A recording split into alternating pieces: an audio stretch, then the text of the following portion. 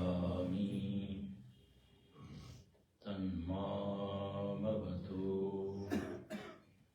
तद्वक्तारमवतु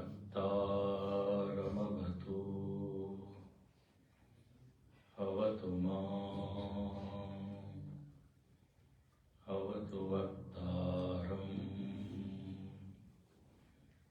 अवतु वक्तारम्।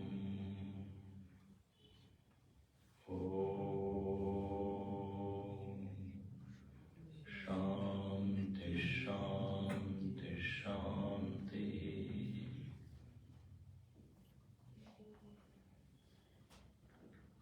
सदाशिवसमारम्भां शंकराचार्यमध्यमाम् अस्मदाचार्यपर्यन्तां वन्दे गुरुपरम्परां।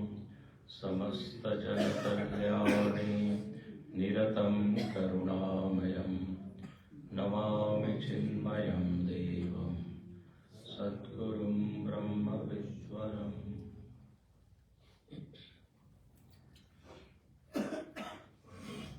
पहला श्लोक जागृत स्वप्न पढ़ेंगे। जागृत स्वप्न सुषुप्तिषु स्फुटतराम् या संविदुज्जृम्भते या ब्रह्मादिपिपीलिकान्ततनुषु प्रोता जगत्साक्षिणी सैवाहं न च दृश्यवस्त्विति दृढ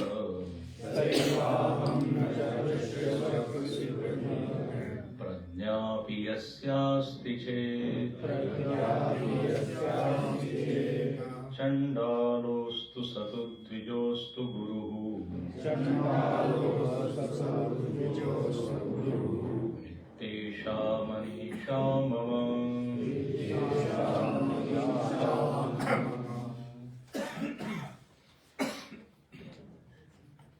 एषा मम मनीषा। भाष्यकार यहाँ अपना निश्चय सुनाते हैं और मानो कि हमसे आग्रह करते हैं कि आपका भी यही निश्चय हो जाए। तो क्या निश्चय है?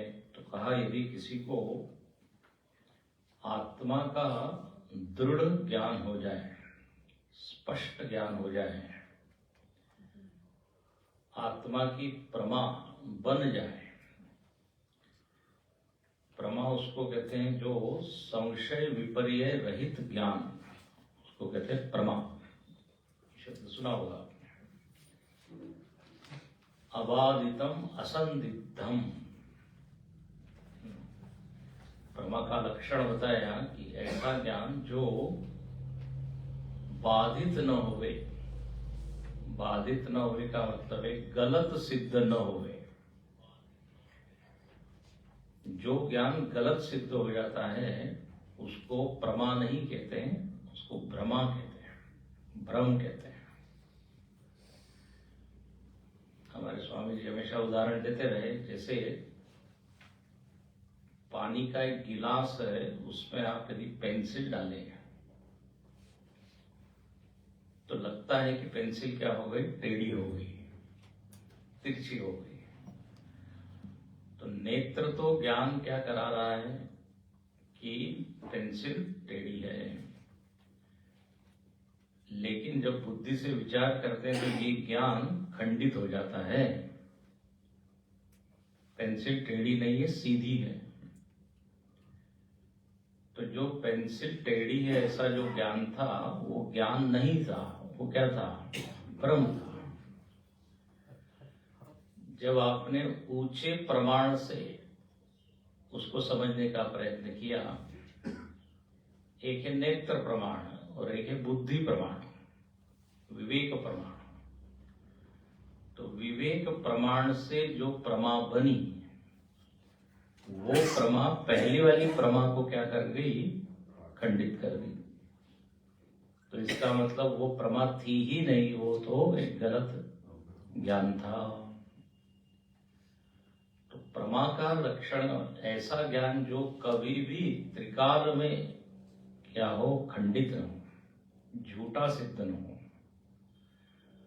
उसी को शास्त्रीय भाषा में कह देते बाधित होना। अबाधित मतलब अखंडित, किसी भी प्रमाण से जो गलत सिद्ध न हो। तो यहाँ पर एक शब्द जो दिया है ना, दृढ़ प्रज्ञा। दृढ़ प्रज्ञा का सीधा मतलब है प्रमा। अच्छा, प्रमा का दूसरा लक्षण बताया असंदिग्धम, जिसमें संदेह है। ऐसा ज्ञान जो संदेहग्रस्त है वो भी ज्ञान नहीं है। ज्ञान कैसा होना चाहिए? निश्चयात्मक होना चाहिए। अब अग्नि उष्ण है कि शीतल है, बोले मेरे को जरा डाउट है, शंका है, तो इसका मतलब क्या है कि वो ज्ञान नहीं हुआ है। एक बार अग्नि का स्पर्श हो जाए फिर देखिए जीवन भर प्रमा ऐसी बनी रहेगी कि भूल के भी उनको आप स्पर्श नहीं करोगे। संदेह खत्म हो गया। किसी छोटे बच्चे को माता जी कहती है उधर मत जाओ, क्या है, आ गए, गर्म है, लेकिन उसको पूरा विश्वास नहीं होता या उसको ज्ञान नहीं रहता है। एक बार जब उस ज्ञान हो जाता है फिर बड़ी मजेदार बात होती है। वो माता जी को कहता है हाँ उधर गर्म है। अब वो गुरु हो गया, प्रमा उसकी बन गई। तो ऐसे ही आत्मा को लेके ये जो आज संदेह है कि आत्मा एक है कि अनेक है, जड़ है कि चेतन है, आकार वाली है कि निराकार है, ऐसे अनेक प्रश्न हैं। तो बोले जिसके अंतःकरण में प्रमा का उदय हो गया तो अब उसको स्पष्ट ज्ञान हो गया कि एक संवित है। यहाँ क्या शब्द दिया? संवित। एक आत्म चैतन्य है जो स्वयं प्रकाश है, स्वतः सिद्ध है, जिसकी सिद्धि के लिए किसी अन्य साधन की अपेक्षा नहीं है। बस बोले वही मैं हूं, सा एव अहम इति दृढ़ प्रज्ञा यस्या। तो बोले बस वो मेरा कौन है? गुरु है। तो ये दृढ़ प्रमा बन जाए, यही प्रयोजन है सारे ग्रंथों का, ग्रंथों के श्रवण का। क्यों हम सुनते हैं कि स्वयं के बारे में जो भ्रमा है वो क्या हो जाए? निवृत्त हो। वेदांत जो है वो निवर्तकत्वेन प्रमाण है। निवर्तकत्वेन प्रमाण का मतलब है भ्रांति की निवृत्ति करता है वेदांत, आत्मा की प्राप्ति नहीं कराता। देखो ऐसा एक शब्द है, क्योंकि आत्मा पहले से ही प्राप्त है।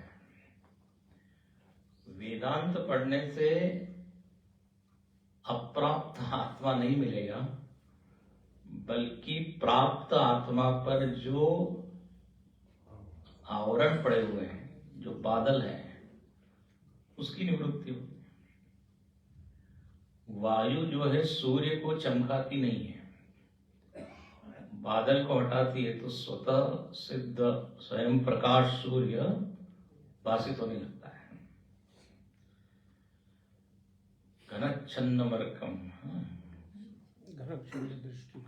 घनच्छन्न दृष्टि यथा निष्प्रभम मन्यते चापि मूढ़ नित्योपलब्धि स्वरूपो आत्मा। हस्तामलकाचार्य ने स्तोत्र इसमें नित्य उपलब्धि स्वरूप है। अनुपलब्धि की भ्रांति है, उसमें जो बाधा है उपलब्धि में, उसको यदि हटा लिया जाए तो वही है। तो यहां पर कहते हैं कि ऐसा ये जो ज्ञानी है इसने आवरण को हटा दिया। अनावृत्त हो गई, जो आत्म तत्व अनावृत्त हो गई का मतलब है आत्मा की जो महिमा है वो उसको ज्ञात हो गई। देखो यहां पर ऐसा कोई भी नहीं है जिसको कि आत्मा का ज्ञान नहीं है। ध्यान से सुनना, सबको आत्मा का ज्ञान है। चींटी को भी है, बिल्ली को भी, कुत्ते को भी, क्योंकि सब अहम अहम। पंचदशीकार ने कहा कि जो कह रहा है कि मुझको आत्मा का ज्ञान नहीं है, बोले वो मिट्टी का ढेला है, ऐसा बोला है। तो बोले इसका अर्थ क्या है? तात्पर्य ये है कि सबको अपनी सत्ता का तो भान है, अपने अस्तित्व का भान है, लेकिन जब ये कहा जाता है ये आत्मज्ञानी है और हम अज्ञानी हैं, तो उसका केवल यही अर्थ होता है कि उस सत्ता की महिमा को हम जानते नहीं है। अहम अस्मि ये तो सबको भान है कि नहीं, तो यही आत्मा का ज्ञान है। मैं हूं ये कोई नहीं कह सकता। एक मजेदार वाक्य बनेगा, मैं नहीं हूं ये कहने के लिए भी पहले मैं चाहिए। मैं के बिना मैं नहीं हूं कैसे बोलेगा?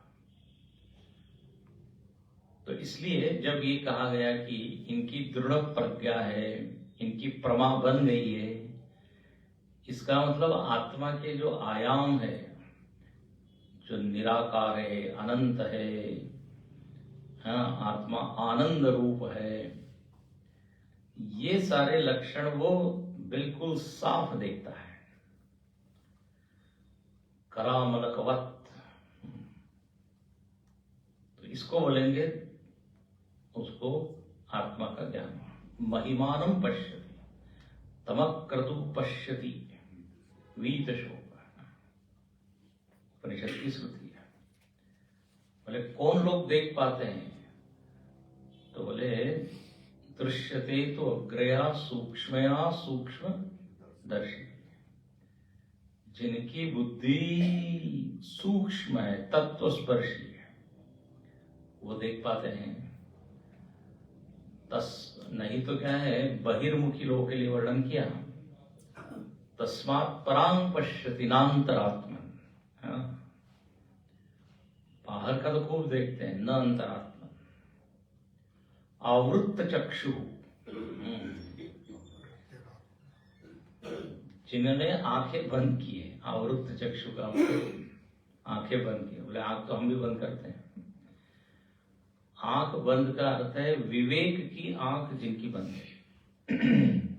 तेन पश्यन्ति, तो आवृत्त चक्षु अमृतत्व इच्छन, है ना, ऐसा कठोपनिषद में। तो यहाँ भगवान भाष्यकार कहते हैं जिसके ज्ञान चक्षु खुल गई। चलो गुरु स्तोत्र में क्या बोलते हैं हम? अज्ञान तिमिरांधस्य ज्ञानांजनशलाकया चक्षुरुन्मीलितं तस्मै श्री गुरुवे नमः। बस तो ऐसे गुरु, ऐसे व्यक्ति को हम गुरु मानते हैं। अब वो व्यक्ति कोई भी हो।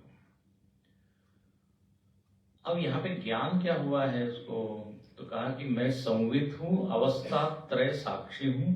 यहाँ देखो साक्षी शब्द आया है, जगत साक्षिणी। साक्षी का अर्थ होता है साक्षात ईक्षते साधनों विना, हाँ, डायरेक्टली वन हू सीज, बिना किसी माध्यम के जो सीधा सीधा देखता है उसको साक्षी। तो आत्म चैतन्य के सामने जब वृत्तियां आती है तो सीधे वो प्रकाशित हो जाती है, इसलिए आत्मा को कहा साक्षी। तो बोले ये साक्षी केवल मुझ में है ऐसा नहीं, इसकी उपस्थिति समस्त जीवों में है। अब जब आत्मा को समस्त में कह दिया जाता है तो उसी आत्मा को एक शब्द दे दिया, बोले यही आत्मा ब्रह्म है। ब्रह्म शब्द कहते ही क्या होता है? व्यापकता का एक ज्ञान होता है। तो ये जितने भी महावाक्य हैं, ये महावाक्य यही बताते हैं कि आत्म चैतन्य केवल आप में नहीं है। वो क्या है? कहाँ नहीं है। जब ऐसा वो अनंत है, व्यापक है, तो उसको आप फिर ब्रह्म कहिए।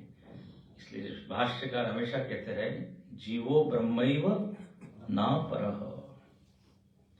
अब जीव नहीं है, ब्रह्म है।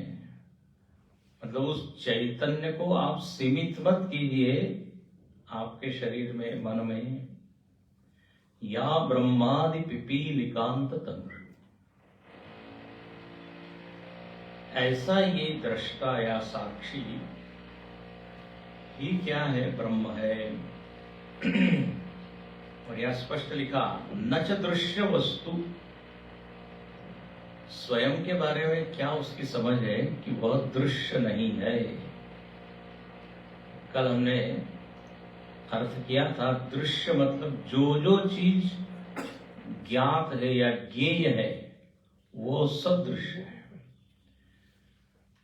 तो इंद्रिय, मन, बुद्धि, शरीर सब दृश्य की कोटि में आ जाते हैं। दृश्य कोटि में आने से ये मैं नहीं हूं, मतलब मैं शरीर नहीं हूं, मन नहीं, बुद्धि नहीं। इन सबका जो प्रकाशक है वो है अहम। सैवाहम न च दृश्यवस्तुति। अहम तो दृष्टा, न तो दृश्य। हो गया। तो कह रहा है इस तरह जिसको ज्ञान हो गया वो मेरा गुरु है। अब यहां तो दृष्टा दृश्य का विवेक उसको हो गया। ये भी बड़ा रुचिकर रोचक विषय है, दृष्टा दृश्य।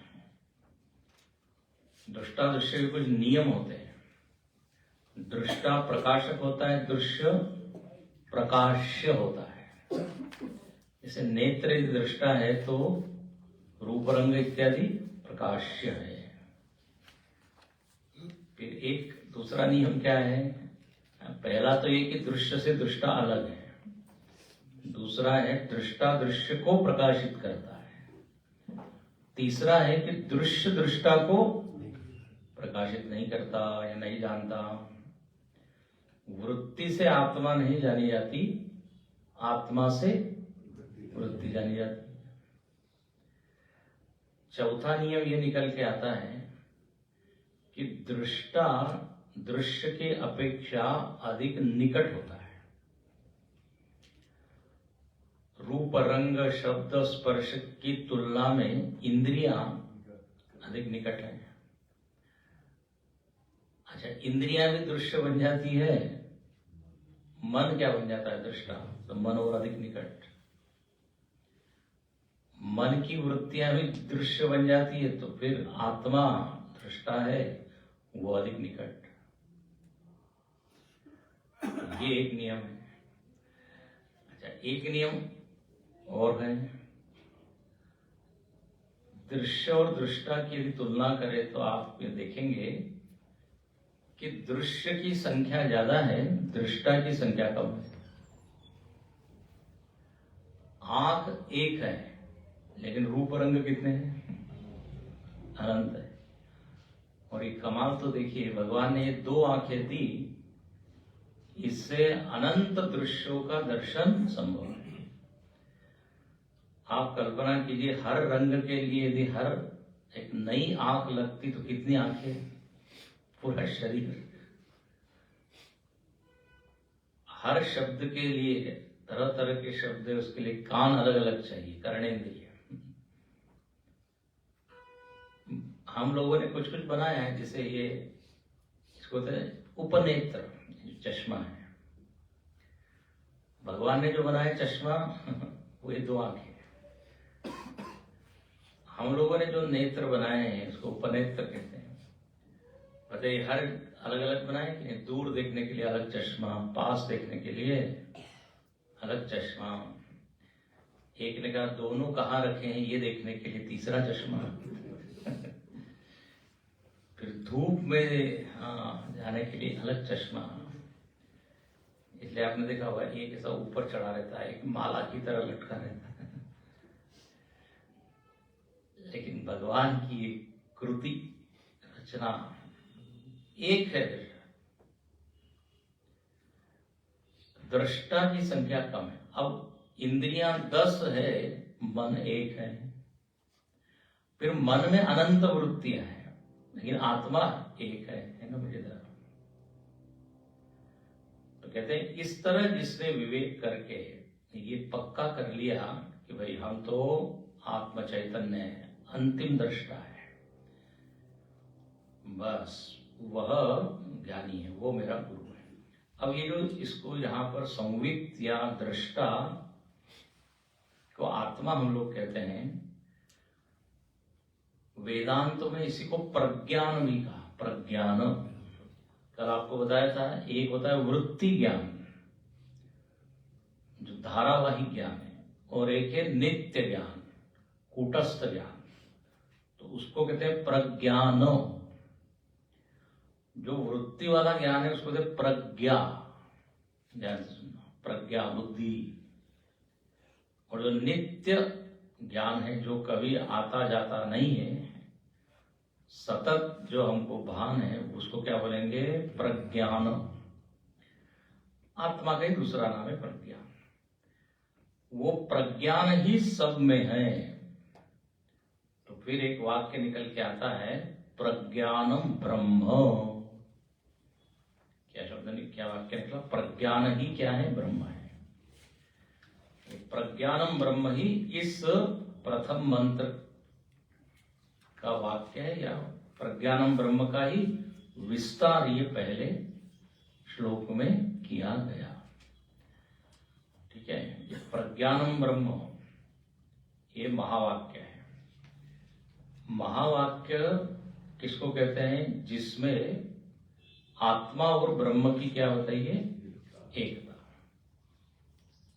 तो प्रज्ञान ही ब्रह्म है। ब्रह्म कहते ही प्रज्ञान कैसा हो गया? व्यापक। देखो, प्रज्ञान या आत्मा कहते ही अपने बुद्धि में क्या भाव आता है? मेरे में जो है, मतलब सीमित है, परिच्छिन्न है। लेकिन श्रुति तुरंत उसको बताती है कि भाई आप इसको अल्प मत समझिए, ये देश काल वस्तु अपरिच्छिन्न सब में है। तो तुरंत इसलिए बोल देती है प्रज्ञान ही ब्रह्म है, आत्मा ही ब्रह्म है। ये आत्मा ब्रह्म का अंश नहीं है। हाँ, ये विचार की गलत धारा चल पड़ी। अद्वैत वेदांत क्या कहता है? आत्मा एव ब्रह्म, न तो तस्य अंश। अंश अंशी संबंध नहीं है।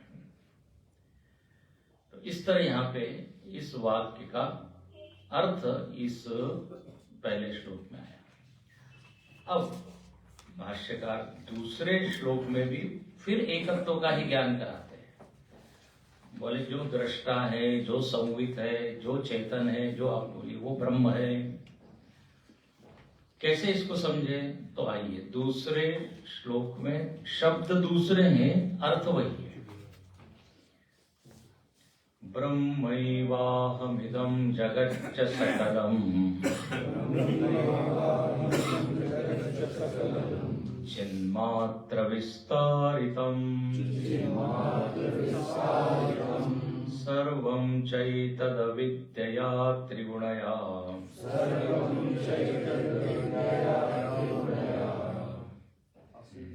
अशेषं मया कल्पितम्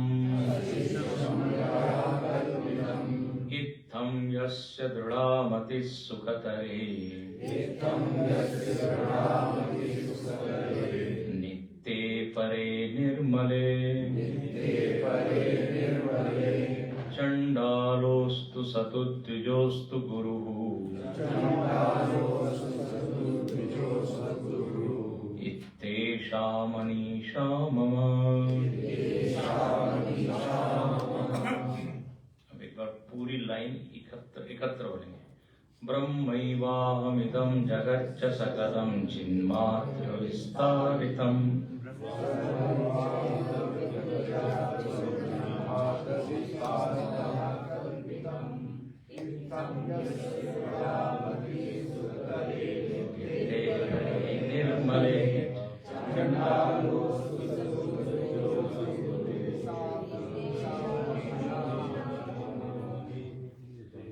कहीं तो मिलेंगे, कभी तो मिलेंगे, सब अलग अलग हो गए। अच्छा, यहाँ पे चांडाल नहीं शब्द है, चंडाल शब्द है। चांडालस्तु नहीं बोलना, चंडालस्तु। अब इस दूसरे श्लोक में पुनः वही विचार है, लेकिन शब्द अलग है। पहला ही शब्द क्या दिया? ब्रह्म, ब्रह्मैवाहमिदं, ब्रह्म एव अहम, ब्रह्म ही मैं हूं, ऐसा जिसको ज्ञान है वो फिर चंडाल भी हो तो भी वो ब्रह्म ज्ञानी है, और वो मेरा फिर गुरु है। तो ब्रह्म एव अहम, अहम के बारे में जिसको स्पष्ट ज्ञान है कि मैं न तो जीव न तो मनुष्य, हाँ, अहम तो ब्रह्म एव। तो इस श्लोक में अहम ब्रह्मास्मि, ये जो दूसरा महावाक्य है ना, उसका निरूपण है। अहम ब्रह्मास्मि वाक्य यजुर्वेद का है, बृहदारण्यक का। प्रज्ञानम ब्रह्म जो पहला महावाक्य था वो ऋग्वेद का है, ऐतरेयोपनिषद का। ये जो अहम ब्रह्मास्मि वाक्य आता है बृहदारण्यक, उसी का यहां निरूपण है। तो बोले जिसको अहम के बारे में शंका नहीं रही। अब यदि इस पर आप चिंतन करें तो देखिए बहुत कुछ विचार के लिए है। हर व्यक्ति की एक क्या है, इमेज है, छवि है, या परिचय या पहचान है।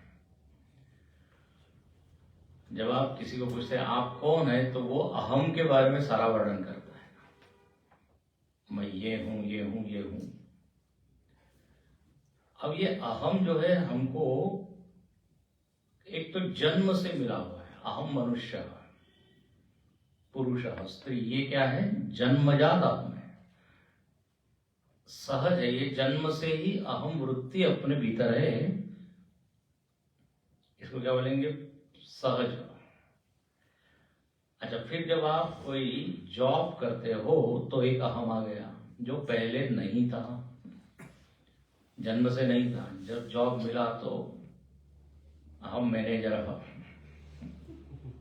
अहम इंजीनियर। हम देखते हैं जैसे ही लड़कों को जॉब मिलता है ना, तुरंत पहला काम करते हैं कार्ड बनाते हैं, विजिटिंग कार्ड। कोई भी पूछता है आपको, तुरंत निकाल के, उसको बड़ा गर्व होता है। अब उसमें क्या एक अहम आ गया, नया अहम। अब देखो अहम के कितने रूप है आपको दिखा रहे हैं। प्रोफेशन या किसी कार्य के कारण ये आया अहम, डॉक्टर अहम, हम संबंध के कारण एक अहम आ गया, अहम पति,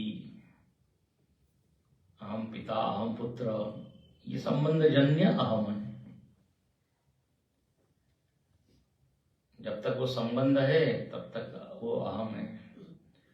तलाक तलाक तलाक हो गया तो फिर न मैं पति न पत्नी, विच्छेद हो गया तो वो अहम गया। ऐसे अनंत अहम आते जाते हैं। देखो मजेदार बात है, अपनी पहचान हर समय एक नहीं है। किसी संस्था में चले गए, पूछा आप कौन है? अहम अध्यक्ष, अहम मेंबर, हम सदस्य। गुरुदेव एक बार लायंस क्लब में गए। लायंस क्लब में सब लोगों का अहम क्या है? अहम लायन। सब शेर बैठे। गुरुदेव बड़ा मजाक करते थे, बोले मुझको आने में बहुत डर लग रहा था, मालूम नहीं कितने सारे शेरों से अब मेरा सामना होगा। तो उस संस्था से संबंधित एक अहम आ गया, अहम रोटेरियन, वो लगाते हैं चक्र। तो ऐसे अहम, कोई सामाजिक अहम है, कोई धार्मिक अहम है, कोई देश से जुड़ के अहम को देखा तो अहम भारतीय, अहम अमेरिकन। इन सब अहमों के ज्ञान के लिए हमको वेदांत श्रवण की कोई आवश्यकता नहीं है। लेकिन अब यहां सवाल यही है कि इसमें से कौन सा अहम सत्य है? मैं इंजीनियर हूं कि मैं मनुष्य हूं कि मैं पति हूं कि मैं, एक ही व्यक्ति है, बताइए, उसके 10 नाम है। बच्चा कहता है पिताजी इधर आओ, उसके पिताजी कहता है पुत्र इधर आओ। कोई दूर से देखेगा तो कहेगा कितने लोग हैं यहाँ पे? एक ही व्यक्ति के अनेक नाम। तो ये सारे अहम आने जाने वाले हैं। एक जो वास्तविक अहम है, बोले वो तो नित्य है। वो जिसने जान लिया उसने अपने आप को जान लिया। एक संत ने बड़ा अच्छा कहा, ये जितने अहम है ना, ये मुखोटे हैं, मुखोटे हैं, मास्क। कोरोना के बाद मास्क शब्द का खूब लोगों से परिचय हुआ, नहीं तो कोई जानता नहीं था। मास्क लगा के आओ, मास्क लगा के आओ। तो ये मुखोटे अलग अलग हैं, लेकिन जिसने ये मुखोटा लगाया है वो कौन है? तो बोले वो है ब्रह्म, वो है चैतन्य। उसमें आना जाना नहीं है। आगमा पाइन अनित्या, वो नहीं है, नित्य है। तो जिसको अपने बारे में ये भ्रम नहीं रहा कि वो नित्य है अनित्य है, बस बोले वो गुरु है। अब देखिए, अहम ब्रह्म है, इसका क्या अर्थ है? तो ब्रह्म शब्द की परिभाषा है कि जो त्रिविध परिच्छेद शून्य चैतन्य है उसको कहते हैं ब्रह्म। और धातु से अर्थ निकलता है बृहत्वात् ब्रह्म, है ना? सुना, बृहत्वात्, जो अल्प नहीं है। उपनिषद ने बोला यो वै भूमा तत्सुखम, भूमा है, भूमा का मतलब अनंत। तो आत्म चैतन्य को जो हमने अंतवान माना, बोले वो ठीक नहीं है। अंतर्मुखी होकर ठीक से यदि इस अहम का अनुसंधान किया जाए तो दिखाई देगा कि इसका कोई आकार नहीं है। ध्यान से सुनना। देखो, जो हमको लग रहा है ना मैं, इसका आकार क्या है, जरा पकड़ने का प्रयत्न कीजिए। आकार पकड़ में आएगा नहीं। शरीर को भूल के अपनी सत्ता को देखिए। शरीर आते ही एकदम अचानक क्या रहता है, सीमित है। बिना शरीर की ओर देखे, ये जो जीवन तत्व है, इस जीवन तत्व को देखेंगे तो निराकार दिखाई देगा। अच्छा, निराकार का क्या अर्थ है? कि जिसकी कोई सीमा नहीं है। अब सीधी सी बात है, जिसकी कोई सीमा नहीं है मतलब वो हो गया व्यापक। तो आत्मा कैसा हो गया? व्यापक। बस बोले वही तो हम कह रहे हैं, ब्रह्म है। आत्मा क्या है? ब्रह्म है, मतलब व्यापक है। और व्यापक क्यों है? निराकारत्वात्, निराकार होने से व्यापक है। अच्छा, व्यापकता भी 3 प्रकार की है, देशतः, कालतः और वस्तुतः। ये तो आपने खूब पढ़ा है। देशतः व्यापकता मतलब यहां भी है वहां भी है, अत्र तत्र सर्वत्र, ये देश की व्यापकता। कालतः व्यापक, आज भी है, कल भी है, कल भी था, कल भी रहेगा। तो त्रिकालेपि तिष्ठति कहते हैं ना, एक साथ। इसको काल से बांधा नहीं जा सकता। जगत में ऐसी कोई चीज नहीं है जो काल में मरती ना हो। इसलिए हर चीज की क्या होती है? एक एक्सपायरी डेट होती है। एक्सपायरी डेट मतलब अब इसके बाद ये चीज नहीं रहेगी। दवाई भी बनती है तो दवाई का भी आयु है। एक ने जीवन को बचाने वाली आयु बनाई, औषधि बनाई, लाइफ सेविंग ड्रग, लेकिन उसके ऊपर भी एक्सपायरी डेट थी।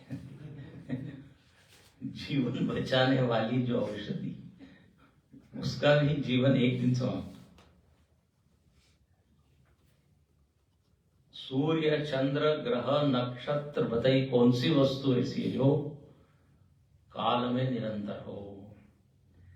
इसलिए भगवान भाष्यकार कहते हैं कालो जगत भक्षकः, कालो जगत भक्षक, पूरा जगत काल के गाल में समा रहा है।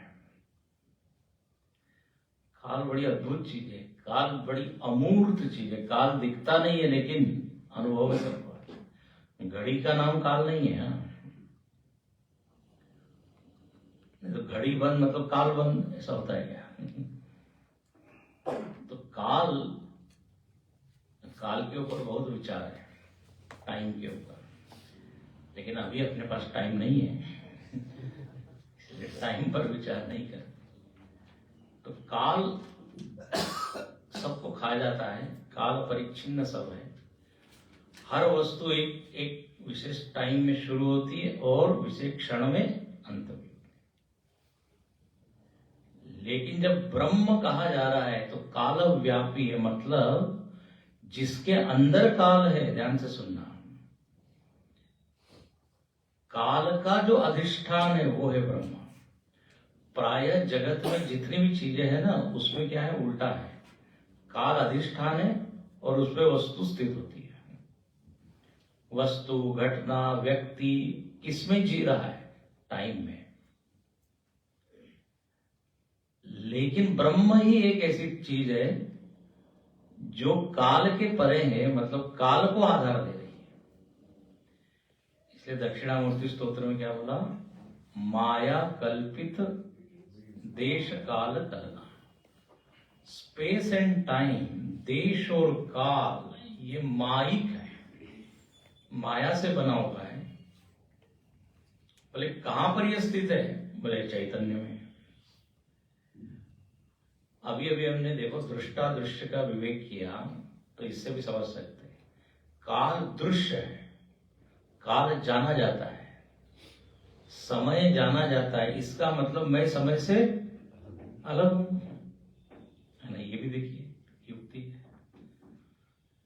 मैं कालातीत क्यों हूं? तो सीधा है कि मैं काल का दृष्टा हूं।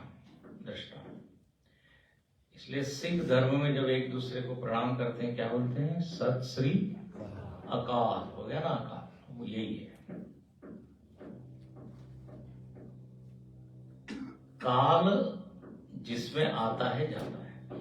इसलिए भगवान का एक नाम है महाकाल, भगवान शंकर में महाकाल। जिनका काल में उदय अस्त नहीं है वो है महादेव। जब भगवान शंकर का विवाह होने वाला था तो आती है ना घटना, पिताजी का नाम लीजिए शिव जी से, हमारे कोई पिता नहीं। नारद जी पास में खड़े, बोले बोल दो ब्रह्मा। अगले पीढ़ी का नाम लीजिए, बोले बोल दो विष्णु। तीसरी पीढ़ी का नाम लीजिए, शिव जी नाराज हो गए, बोले सबका पिता मैं ही हूं, मेरा कोई पिता है नहीं। स्वयंभू, स्वयं भवती का मतलब है अकारण, सबका कारण स्वयं अकारण। ये तो ब्रह्म चैतन्य जो है, कहां से आएगा चैतन्य? क्या जड़ से उत्पन्न होगा या शून्य से उत्पन्न होगा? विचार इस पे खूब है। तो काल व्यापी, काल का भी जो अधिष्ठान, तो देश, काल और वस्तु, तीनों का अधिष्ठान होने से इस चेतन को ब्रह्म कहा गया। और वह ब्रह्म मैं हूं। अब यही दिक्कत है, लोगों को ब्रह्म को समझने में कोई दिक्कत नहीं, ठीक है। वो जो ब्रह्म बुद्धि है ना हमारी, वो किसमें होती है मालूम है? भगवान में। बोले आप जिसकी चर्चा कर रहे हो वो कौन है? भगवान है। राम कृष्ण शिव, उनके बारे में आप जो बोलना हो वो सब स्वीकार है। निराकार है, अनंत है, व्यापक है। लेकिन वेदांत एक झटका देता है, बोले जिसकी चर्चा की जा रही वो आप है। बोले मैं, विश्वास नहीं होता। एक व्यक्ति ने बड़ा अच्छा कहा, बोले मुझको लगता तो था कि मैं बड़ा हूं, लेकिन इतना बड़ा हूं ये आपको बड़ा तो मानता था मैं, बट नॉट दैट ग्रेट कि हर काल में, हर देश में। इसलिए वेदांत देखिए कहां से कहां हमको ले जाता है। तो शरीर में ध्यान होने के कारण ये एकदम अविश्वसनीय लगता है, ये लगता है कल्पना है। वो क्या कहते हैं, गालिब, हाँ, क्या, दिल बहलाने के लिए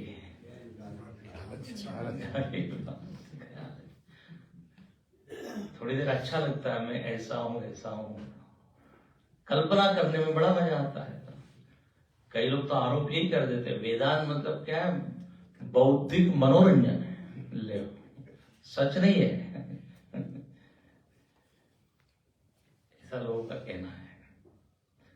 तो ब्रह्मैवाहमिदम्, अहम ब्रह्म है, मैं ब्रह्म हूं। तो ब्रह्म शब्द की जरा महिमा जानना चाहिए। जब ब्रह्म कहते हैं तो ये सारा भाव, सारे अर्थ जागृत होने चाहिए। निराकारोहम, निर्विकारोहम, निर्गुणोहम, अनंतोहम। ब्रह्म शब्द किसी भी वस्तु का अर्थ नहीं है। ब्रह्म कहते हैं जगत की कोई वस्तु याद आती है क्या? जगत की वस्तु, इसका नाम ही कौन है? ये जो संज्ञा दी है ब्रह्म, तो ये कहां जाके लगता है ये शब्द? तो बोले चैतन्य में, आत्मा में। अच्छा, बोले तो अहम तो हो गया ब्रह्म, और ये जगत क्या है? तो लिखते हैं जगत च सकलम चिन्मात्र विस्तारितम। ध्यान किया किसी ने और ये अनुभव किया कि मैं ब्रह्म हूं, ठीक है, आंख बंद करके, आंख खोलता है तो क्या दिखता है उसको? तो वैसे तो दृश्य, नेत्र से दृश्य जगत ही दिखता है। लेकिन जो सही ब्रह्म ज्ञानी है वो कहेगा जगत नहीं है, चिन्मात्र विस्तारितम, चैतन्य का ही विस्तार है। देखो ये दूसरा विचार, चैतन्य ही सब में बिछा हुआ है, मानो कि हाँ, चैतन्य का ही विस्तार है। अर्थ ये है कि जिसको अभी अंदर अनुभव किया वही बाहर भी है। जैसे स्वप्न जगत से आप जागते हैं तो ये बोलते हैं कि नहीं, कि जो भी स्वप्न था वो मेरा ही विस्तार था, मेरे अलावा क्या था? जैसे जितनी भी तरंगे हैं, लहरें हो, जल मात्र विस्तारित, जल ने ही विविध रूप ले लिए हैं। बस चैतन्य ही सब में भासमान है, अलग अलग आकारों में चैतन्य ही भास रहा है। मतलब देखो, वेदांत की दृष्टि से जगत नाम की कोई चीज ही नहीं है। भाष्यकार ने ईशावास्योपनिषद के भाष्य में लिखा कि ब्रह्म ज्ञानी मतलब कौन है? तो लिखते हैं आत्म व्यतिरिक्तम न पश्यति, आत्मा के अलावा जिसको कुछ दिखता ही नहीं। अब भाई स्वप्न से जागने के बाद आप यही बोलोगे ना, भाई वहां पे जो पेड़ दिख रहा है, जो पौधा दिख रहा है, जो सड़क है, बिल्डिंग है, अंततः आप ही है। लोग कहते हैं स्वप्न में तो ठीक है, लेकिन जागृत में ये समझना मतलब टेढ़ी की है, कठिन है। वासुदेव सर्वमिति एक ही है। वेदांत बार बार इसी पे जोर देता है कि यहां 2 3 4 नहीं है, एकम एव अद्वितीय।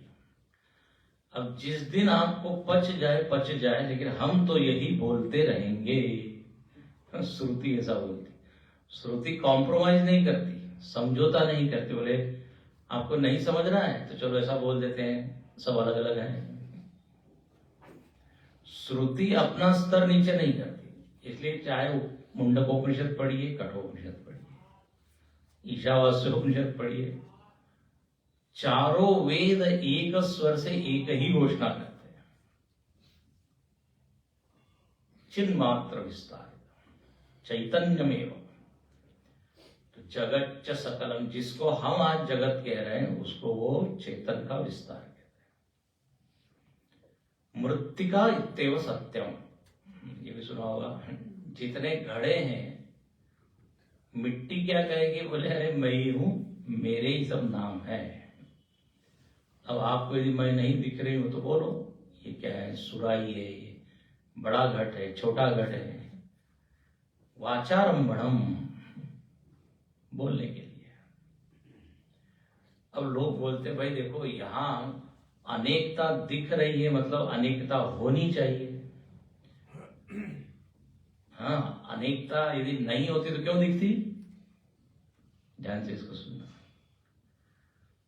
निषेध करते हैं, बोले आप एक एक की बात कर रहे हैं, यहां तो भेद भेद दिख रहा है, तो नियम तो ये है कि जो दिखता है वही क्या होता है। तो इस तर्क से वो कहते हैं कि चूंकि अनेकता भास रही है तो अनेकता ही सत्य है। लेकिन ये पहला नियम ही गलत है कि जो दिखता है वो सत्य होता है, ये नियम ही गलत है। सपना दिखता है, सच होता है क्या? आकाश में नीलिमा दिखती है, सत्य है क्या? अनंत ऐसे उदाहरण दिए जा सकते हैं। अभी हमने उदाहरण दिया था पेंसिल का, दिखता है, सत्य है नहीं। हम जगत में देखो नियम क्या है, यद दृश्यम तत् सत्यम, और इधर उल्टा नियम है, यद दृश्यम तद मिथ्या। शास्त्र में क्या कहता है, दिख रहा है ना मतलब झूठा है, जो नहीं दिख रहा है वो सच है। ले बात पकड़ में आ रही है? जगत में सत्य किसको बोलते हैं? जो जो दिख रहा है वही वो सच है। शास्त्र क्या कहते हैं, दिख रहा है ना मतलब वो नाशवान है, नाशवान मतलब झूठा है। बिल्डिंग खड़ी है, किसके ऊपर खड़ी है? नींव के ऊपर, दिखती नहीं है लेकिन अधिष्ठान वही है कि नहीं। पेड़ यदि खड़ा है तो जड़ ही सच है, जड़ को हटा दो तो पेड़ खत्म। तो यहां पर ये नियम हटा दीजिए आप कि भेद दर्शन हो रहा है तो भेद सत्य है। प्रमाण जो है ना आंखें नहीं है, सत्य की प्रमाण क्या है? वेद है, शास्त्र है। उस आंख से देखेंगे तो हमको एक चैतन्य का विस्तार दिखाई देगा। अच्छा चलो भाई मान लिया, अब आगे का विचार। यदि एक ही ब्रह्म है, वही सत्य है, उसी का सब विस्तार है, तो फिर यहां पे भेद क्यों दिख रहा है? दिखना चाहिए एक ही है। दूसरी पंक्ति में इसका उत्तर दिया, सर्वं चैतदविद्यया त्रिगुणया अशेषम मया कल्पितम। हो गया। बोले ये एक होते हुए भी अनेक सत्य लग रहा है, अनेक भास रहा है, अनेक दिख रहा है, क्योंकि अविद्या, अविद्या के कारण एक तत्व छिप सा गया, आवृत्त सा हो गया। इसमें दोषी कौन है? बोले ये अविद्या रानी, महारानी बैठी हुई है, ये दिखा देती है क्या? अरे बोले यहाँ एक नहीं है, क्या है? अनेक अनेक। अविद्या का अर्थ क्या है? अज्ञान।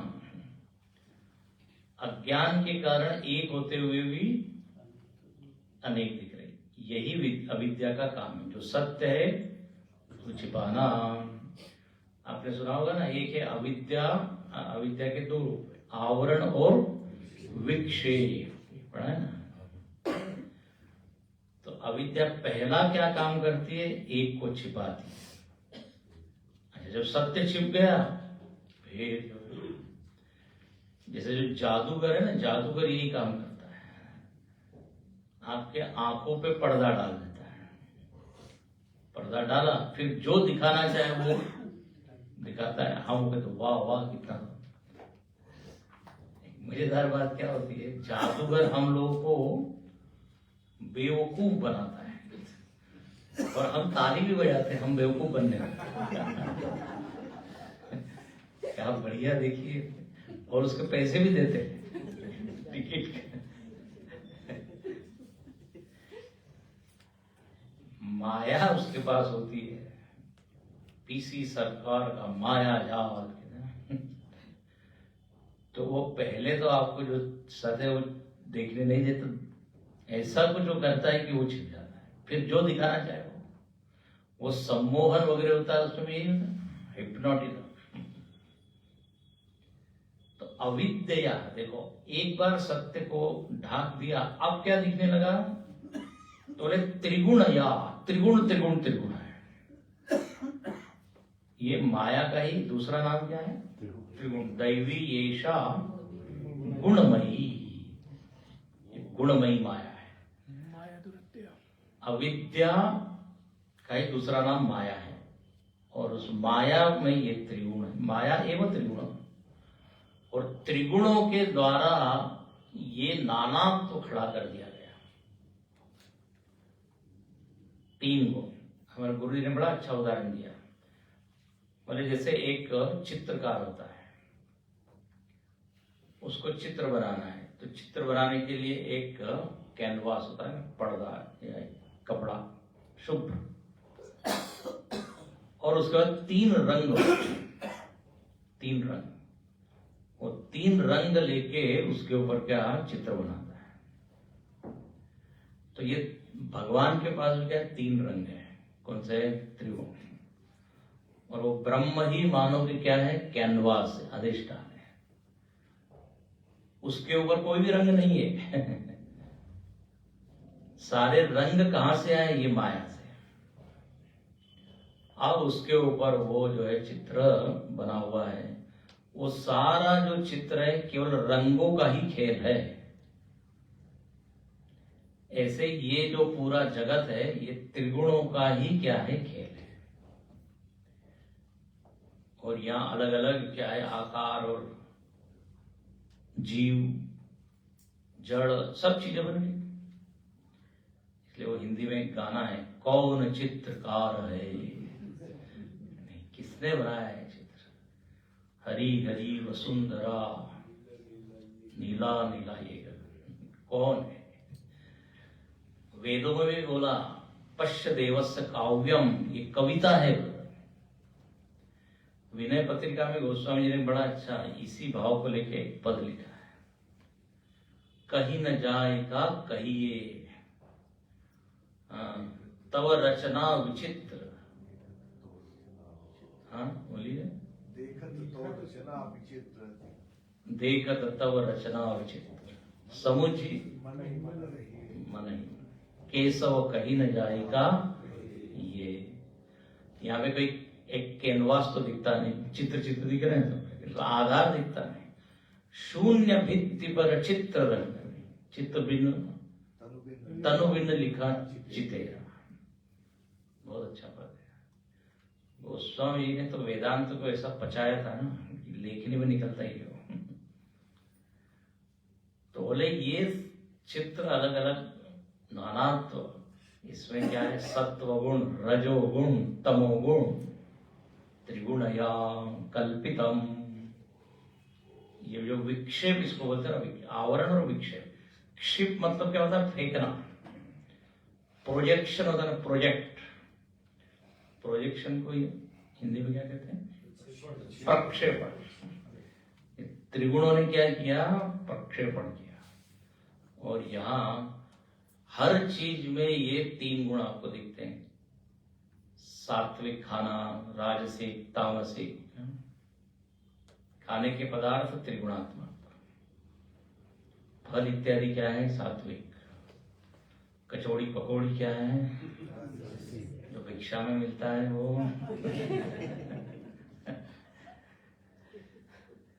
राजसिक, कोई कोई लोग तामसिक भी खाते हैं। सुबह सुबह क्या नाम लेते हैं? खाने के पदार्थ से शुरू कर दिए। ये त्रिगुण ऐसे घुसे हुए हैं।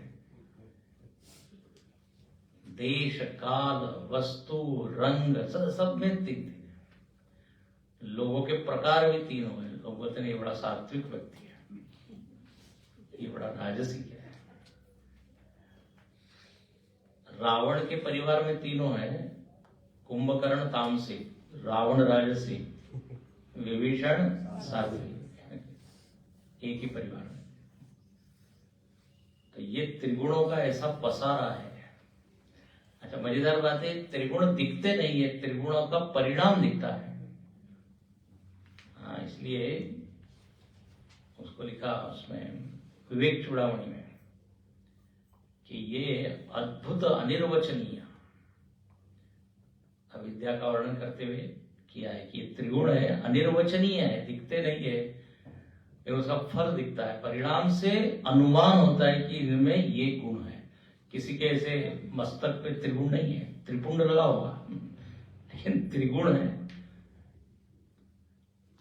लेकिन देख के आप अनुमान करते हैं। जब उबासी आ रही है, बोले हाँ, सामने वाला समझ रहा है तमोगुण का प्रवेश हो गया है। कोई और चल विचल चल ठीक नहीं बैठ पा रहा है, रजोगुण बढ़ गया है। अनुमान होता है सर, ये लिंग है इसका। इसलिए कार्यानुमेया सुधियैव माया यया जगत सर्वविदम प्रसूयते। ब्यूटीफुल। तो कार्यानुमेय, कार्य के द्वारा अनुमेय। अब लेकिन ये त्रिगुणों में एक अच्छी बात है, भगवान ने ये कृपा की है कि इन त्रिगुणों को हम बढ़ा सकते हैं।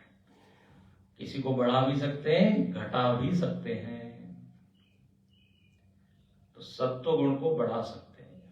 इसलिए भगवान अर्जुन को कहते हैं नित्य सत्वस्तो भव। You can do that. और यहां सत्व सात्विक हो इतना ही नहीं, निस्त्रे गुण्यो हो। नीचे की पंक्ति में लिखा है सत्व स्तव। और कहा जब सत्व गुण बढ़ जाएगा तो वही कहां ले जाएगा? त्रिगुण के परे। तो यहां पर चिंतन ये हो रहा है कि एक ब्रह्म होने पर जगत का क्यों अनुभव होने लगा? एक सत्य होने पर अनेकत्व क्यों दिखने लगा? इसमें दोष किसका है? तो बोले अविद्या त्रिगुणया मया कल्पितम। मैंने ही कल्पना कर ली। मतलब ये है जो अविद्या बैठी है वो अपने अंतःकरण में बैठी हुई है, और वो जैसा दिखाती है वैसा हम देखते हैं। अब ये जो स्वप्न है, स्वप्न मया कल्पितम है कि नहीं? किसने खड़ा किया इतना भेद? हमने ही खड़ा किया। अच्छा, वो स्वप्न कब दिख रहा है? जब आपको जागृत अहम का आप उसको भूल गए। यदि आप चाहते कि स्वप्न न देखें तो क्या करें? जागते रहें। सीधी बात। तो इसी तरह हम यदि चाहें कि इस जगत के एक सत्य को देखें तो क्या करें? जागृत अवलोन सानी अवनन से राम कृपा भवन निशासरानी जागे फिरन से। गोस्वामी बिल्कुल आत्मविश्वास से कहते हैं अब मैं सोऊंगा नहीं, अब मैं जाग गया। तस्माद उत्तिष्ठ, ना गीता में उपनिषद में उत्तिष्ठ जागृत, विवेकानंद जी का प्रिय वाक्य कठोपनिषद का। तो जब जागेंगे तो गुरु जी बड़ा अच्छा कहते रहे स्वामी सुबोधानंद जी, बोले आपको यदि सिनेमा देखना हो तो अंधेरा करना पड़ेगा। हाँ? प्रकाश, सूर्य प्रकाश में मूवी नहीं दिखेगी। ये तो बुद्धि में भी जब तक अंधेरा है तब तक खूब दिखेगा ये। ज्ञान का प्रकाश जागने पे मूवी खत्म। यहाँ कहते हैं त्रिगुणया मया कल्पितम। बोले इस तरह जिसने इस सत्य को समझ लिया, इत्थम यस्य दृढ़ा मति, इत्थम इस प्रकार जिसकी मति दृढ़ हो गई, बस बोले वो मेरा गुरु है। बोले क्या मति दृढ़ हुई? तो ये ऊपर की दोनों पंक्तियां कि मैं ब्रह्म हूं, जगत चैतन्य का विस्तार है, जो भी भासमान है वो त्रिगुण का ही खेल है, ये सब। और एक और उसकी मति क्या स्थिर है कि जो ब्रह्म है, जो मैं हूं, वो कैसा है? नित्य परे निर्मले सुखतरे। बस बोले वह ब्रह्म में 3 लक्षण वो देखता है। एक तो नित्य है, दूसरा सुखतरे, सुख रूप है, आनंद रूप है, जिसमें अशांति या दुख के लिए किंचित मात्र भी जगह नहीं है। कोई कारण ही नहीं है कि वो उसमें दुख हो, कोई निमित्त ही नहीं है। जैसे सूर्य में अंधेरा हो, कोई कारण ही नहीं है, वो नित्य प्रकाश होता। अंधेरा कितना भी प्रयत्न करे उसको ढाकने का, वो को होगा नहीं, बल्कि अंधेरा कभी भी सूर्य के सामने आ ही नहीं सकता।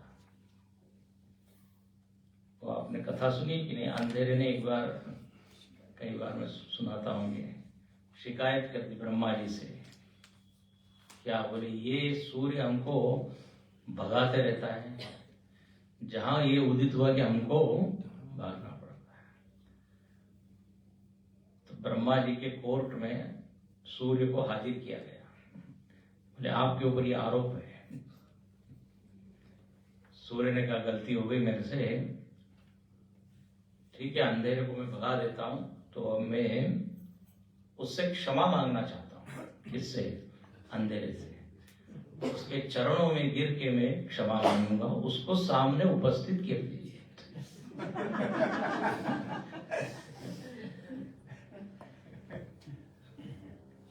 कभी नहीं हो सकता। तो जो नित्य प्रकाश रूप है वो अंधकार रूप नहीं हो सकता। ऐसे ही जो नित्य आनंद रूप है, वहां पे दुख के लिए कोई जगह नहीं। तो नित्य सुखतरे परे निर्मले। देखो ये सब अपनी ही बात है, अपने बारे में कितना अच्छा अच्छा कहा है। मैं कैसा हूं? आनंद रूप हूं। तो मैं आनंद रूप हूं, तो सीधी सी बात है, हमारा कर्तव्य क्या है? लोगों को भी आनंद दे। देखो सुंदरकांड में भगवान राम का वर्णन है, शांतम शाश्वतम अप्रमेय अनगम निर्वाण शांति प्रदम। गुरु जी पर व्याख्या कर रहे थे तो उन्होंने कहा देखो भगवान राम स्वयं शांत है और शांति प्रदम, दूसरे को भी शांति दे रहे हैं। नहीं तो जगत में ऐसे बहुत बढ़िया लोग हैं, स्वयं शांत रह के दूसरे को खूब अशांत करते रहते। हाँ, तो हम यदि आनंद रूप है तो अपने व्यवहार से क्या झलकना चाहिए? आनंद। नहीं तो स्वरूप से विरुद्ध क्या हो गया? व्यवहार। तो फिर लोग क्या बोलेंगे? अरे तो केवल बोलने के लिए बोलते है ना, विश्वास उड़ जाता है। तो यहां पर लिखते हैं कि नित्य परे निर्मल, सुख रूप है, निर्मल है। ये अहम कैसा है? निर्मल है। कोई भी चीज आत्मा को अशुद्ध कर नहीं सकती। कितनी ही तामसिक वृत्तियां क्यों न आ जाए, वो बह के चली जाती है। तो जो उदाहरण देते रहे शिवलिंग का, शिवलिंग के ऊपर अभिषेक होते रहता है, शिवजी तैयार, कुछ भी डालिए, हम नित्य मुक्त है, बह जाता है सब। तो आत्मदेव के ऊपर ये वृत्तियों का क्या हो रहा है? अभिषेक। परे निर्मले, ऐसा ये सुंदर ज्ञान जिसको है, जिसमें ये प्रमाण दृढ़ हो गई है, बस वो मेरा गुरु है। ठीक है, इस तरह ये 2 श्लोक। इस पे अहम ब्रह्मास्मि ये जो महावाक्य उसी का ये समझ लीजिए अर्थ है। ओम पूर्णमदः पूर्णमिदं पूर्णात् पूर्णमुदच्यते पूर्णस्य पूर्णमादाय पूर्णमेवावशिष्यते। ओम शांति शांति शांति। हरि ओम।